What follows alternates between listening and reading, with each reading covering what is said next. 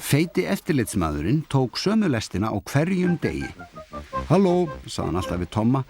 Mundu að vera þolinmóður, Tommi. Þú verður aldrei eins stór og sterkur og girðir, en þú getur orðið mjög gagnleg eimreið. Láttu ekki kólavagnarna að spila með þig. Kólavagnarnir voru mjög margir og Tommi lagði sig allan fram við að ýta þeim og draga þá á rétta staði. Þarna var líka lítill flutningavagn og 2 skrýtnir hlutir sem lestastjórinn kallaði krana.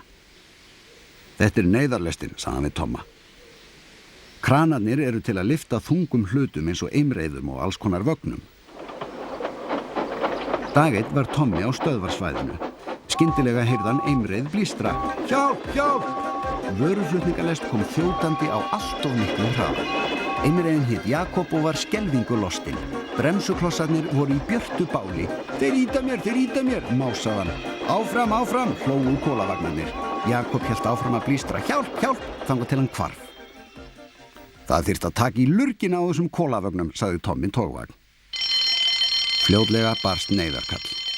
Jakob fór af sporinu, sendi neyðarlestina strax. Tommi var tengdur frá og fór af stað.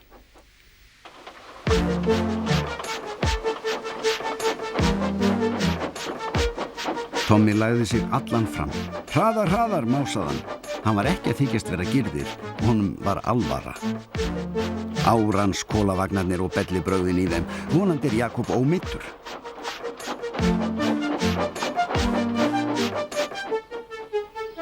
Lestarstjórinn og kyndarinn voru að athuga hvort eitthvað hefði komið fyrir Jakob. Engar áhyggjur, Jakob, sögðu þeir. Þú gast ekkert að þessu gert. Það eru þessar bremsur sem settar voru á þig. Við sögðum alltaf að þær væru lélegar. Tommi kom með neyðarlestina upp að þeim.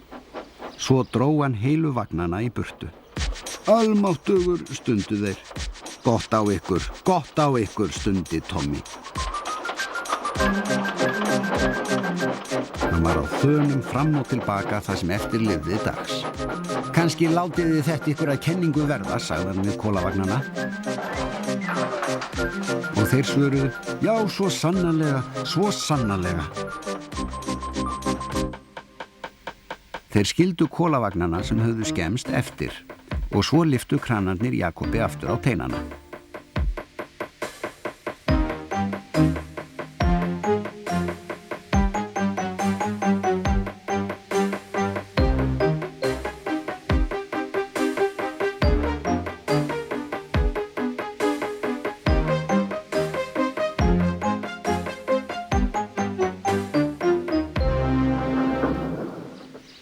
Hann reyndi að hreyfa sig en gat það ekki, svo Tommi hjálpaði honum aftur í skýlið.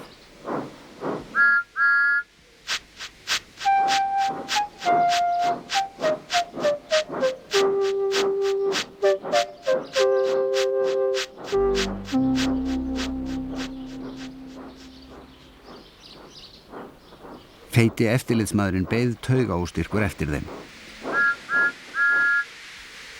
Jæja, Tommi, sagði hann. Ég var að frétta alltaf létta og ég er hæst ánægður með þig. Þú ert mjög gagnleg eimreið. Jakob þarf að fá nýjar bremsur og það þarf að mála hann aftur. Og þú færð þína eigin sérleið. Ó, þakka þér fyrir, herra, sagði Tommi.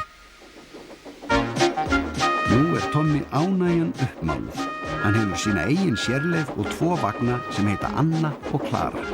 Hann skröltir stoltur með þær fram og tilbaka á hverjum degi.